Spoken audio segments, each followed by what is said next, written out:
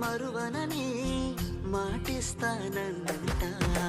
నీ కోసం పుట్టింది నేను మెచ్చిన ఈ సీత. 7 అడుగులు నీతోటి ముచ్చటగా వేసేసి నా సర్వం నువ్వంటూ చాటేయనా. సీత సీత సీత నీరమాని సీత.